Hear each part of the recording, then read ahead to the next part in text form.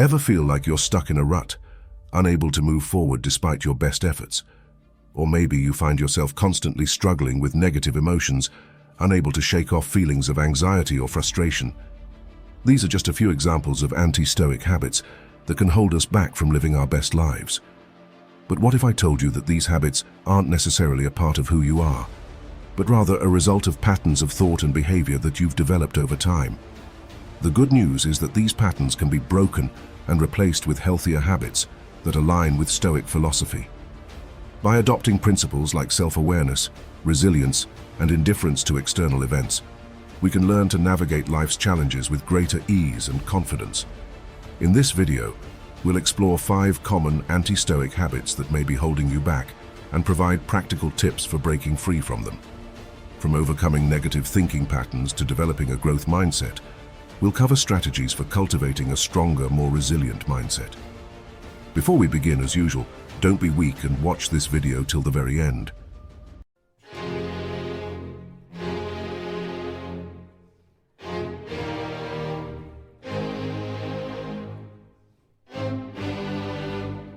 Number 1. Procrastination. So, what exactly is procrastination? Well, it's not just about delaying tasks, it goes beyond that. Procrastination is the art of putting off important responsibilities and, in the process, weakening our resolve to achieve our goals. It's like a silent, persistent saboteur that operates in the shadows of our intentions. One of the major casualties of procrastination is personal growth. When we continually delay tasks and avoid responsibilities, we're essentially stunting our own development. Every task we procrastinate on is a missed opportunity for learning, improvement, and progress. Think about it. How many opportunities have slipped through your fingers because you delayed taking action? Procrastination often leads to missed chances, whether it's a career opportunity, a chance for personal development, or even meaningful connections.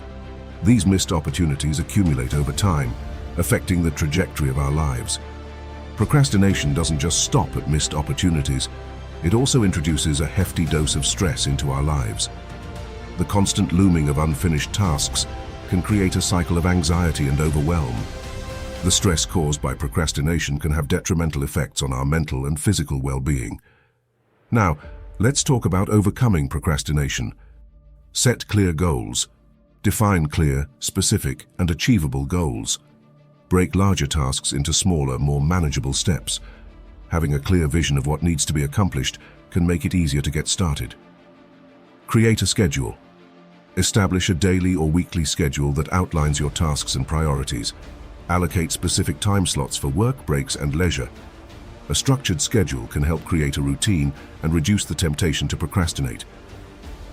Prioritize tasks. Identify the most important and time-sensitive tasks. Tackle high-priority tasks first, and use tools like the Eisenhower matrix to categorize tasks based on urgency and importance. Use time management techniques. Explore time management techniques such as the Pomodoro technique, time blocking, or the 2-minute rule. These methods can help you stay focused and break down your work into manageable intervals. Negative self-talk. Negative self-talk refers to the critical voices in our head that tell us we're not good enough, smart enough, or capable enough. It's the voice that says, "I can't do this," or "I'm not good enough," when we're faced with a challenge or uncertainty. But did you know that negative self-talk is not just harmless chatter? It can actually have serious consequences for our mental health and well-being. When we constantly criticize ourselves, it can lead to feelings of stress, anxiety, and even depression. So let's take a closer look at how negative self-talk works. Have you ever noticed the way your mind tends to wander during certain activities or situations? Maybe you're giving a presentation, taking a test, or trying something new, and suddenly your mind starts racing with negative thoughts.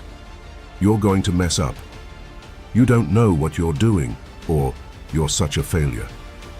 These thoughts might seem random, but they're actually triggered by specific patterns and cues. For example, maybe you had a bad experience in the past that makes you feel anxious whenever you're in a similar situation. Or perhaps there was someone in your life who frequently criticized you, leading you to develop a habit of self-doubt. Whatever the reason, it's important to recognize these patterns and understand their impact on our lives. By becoming aware of our negative self-talk, we can start to challenge and reframe those harmful beliefs. Here's an exercise to help you identify your own patterns of negative self-talk. Take out a journal or piece of paper and write down any negative thoughts that come to mind throughout the day. Don't worry too much about grammar or spelling. Just focus on getting the thoughts down on paper. Look for common themes or phrases that keep popping up. Are there certain words or phrases that you use repeatedly? Do you notice any patterns in the types of situations that trigger your negative self-talk? Once you've identified some of your most common negative thought patterns, try to trace them back to their source. Did someone say something hurtful to you in the past? Did you fail at something and internalize that failure as proof of your inadequacy?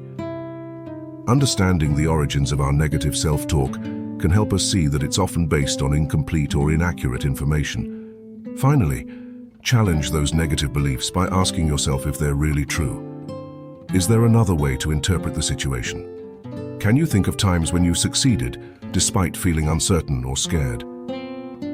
By questioning our negative self-talk, we can begin to replace it with more positive and empowering beliefs. Remember, recognizing and challenging negative self-talk takes time and practice.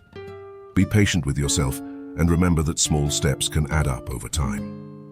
With consistent effort, you can learn to manage your inner critic and cultivate a more confident, compassionate mindset. Chasing pleasure. Without restraint, Stoicism teaches the importance of living a life of virtue and self-control, where one's desires and actions are guided by reason and wisdom. However, when we constantly seek pleasure without restraint, we can become slaves to our desires and lose sight of what truly matters in life. This habit can manifest in many different ways, such as overindulging in food, drink, or other physical desires, leading to negative effects on our health and well-being. Pursuing fleeting pleasures such as drugs, sex, or gambling, which can lead to addiction, financial ruin, and damage to our relationships.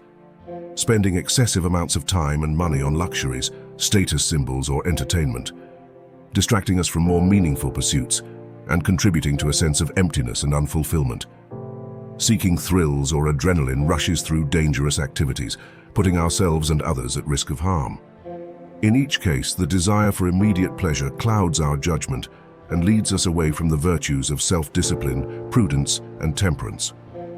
While Stoicism doesn't advocate for asceticism or denying ourselves pleasure altogether, it does encourage us to approach our desires with mindfulness and discernment, ensuring that they align with our values and contribute to our overall well-being.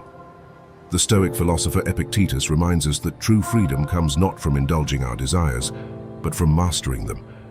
Freedom is not procured by a full enjoyment of what is desired, but by controlling the desire. By practicing self-restraint and discipline, we can develop greater self-awareness, inner strength, and character, allowing us to live a life that is both fulfilling and virtuous. Therefore, breaking the habit of chasing pleasure without restraint requires us to re-evaluate our priorities and values, focusing on what truly brings us joy and satisfaction in the long run. This might involve setting boundaries around our desires, cultivating healthier coping mechanisms, and redirecting our energy toward more meaningful pursuits. With time and effort, we can develop the self-control and wisdom necessary to navigate life's challenges with grace and integrity, in accordance with the principles of Stoicism. Dwelling on past mistakes or regrets. Dwelling on past mistakes or regrets can be a major hindrance to living a fulfilling life.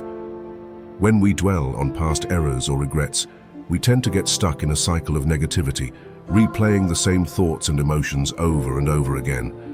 This can lead to feelings of guilt, shame, anxiety, and depression. Dwelling on past mistakes or regrets can also prevent us from fully experiencing the present moment. Instead of focusing on the here and now, we become fixated on events that have already passed. We miss out on the beauty and wonder of the world around us, and we fail to appreciate the opportunities that are available to us right now. Furthermore, dwelling on past mistakes or regrets can make it difficult for us to move forward and learn from our experiences. When we are mired in regret, we may feel like we are stuck in a rut, unable to escape the weight of our past mistakes. This can prevent us from taking risks, trying new things, and exploring new possibilities. In addition, dwelling on past mistakes or regrets can strain our relationships with others. When we are consumed by our own regrets, We may become irritable, distant, or withdrawn. We may lash out at those closest to us, or we may withdraw into isolation. Either way, our relationships suffer as a result. Finally, dwelling on past mistakes or regrets can rob us of our sense of purpose and direction. When we are trapped in a cycle of regret, we may feel lost and uncertain about our place in the world. We may struggle to find meaning or significance in our lives, and we may feel disconnected from our goals and values. To overcome the habit of dwelling on past mistakes or regrets, we can try the following strategies. Practice self-compassion. Treat yourself with kindness and understanding when you make a mistake or experience a regret. Remember that everyone makes mistakes, and that it is natural to experience regret from time to time. Focus on the present moment. Rather than dwelling on the past, focus your attention on the present moment. Engage fully with your surroundings, and explore the opportunities that are available to you right now. Learn from your experiences. Try to extract lessons from your mistakes and regrets. What could you have done differently? What will you do differently next time? Use your experiences as opportunities for growth and learning. Finally, let us now move to the point number 5, seeking external validation. In Stoic philosophy, seeking external validation is seen as an unreliable and potentially harmful path to achieving self-esteem and happiness. The Stoics believe that true self-worth can only be achieved through internal means, such as cultivating virtue, living in accordance with reason, and developing a strong sense of self-awareness. Relying on external sources of validation, such as praise or criticism from others, is seen as problematic for several reasons. Firstly, it puts one's sense of self-worth in the hands of others, which can be unpredictable and beyond one's control. Secondly, it creates a dependence on external factors for one's sense of self-esteem, leading to insecurity and a lack of inner strength. Finally, it can create a constant need for validation, leading to a never-ending quest for approval that can never truly be satisfied. Instead of seeking external validation, the Stoics advocate for finding inner validation through introspection and virtuous living. This involves developing a strong sense of self-awareness, examining one's own actions and motivations, and striving to live in accordance with reason and virtue. By doing so, individuals can develop a sense of self-worth that is not dependent on external factors, but rather rooted in their own character and actions. Building confidence in one's character, judgment, and abilities is also an important aspect of Stoicism. This involves developing a strong sense of self-trust, based on a realistic assessment of one's strengths and weaknesses. It also involves cultivating practical wisdom, or the ability to apply moral principles in real-world situations, and developing a sense of resilience in the face of adversity. Ultimately, the Stoic approach to self-esteem emphasizes the importance of cultivating inner strength and self-awareness, rather than relying on external validation. By doing so, individuals can achieve a more stable and secure sense of self-worth that is not subject to the whims of external opinion. So there you have it, 5 anti-Stoic habits that may be holding you back from living your best life. From constantly seeking validation, to dwelling on negative emotions, to putting off important tasks until later, these habits can prevent us from achieving our goals and living in alignment with our values. If you watch this video till the very end, don't forget to comment. I will rise. We will try to reply to every comment. Thank you for joining us today.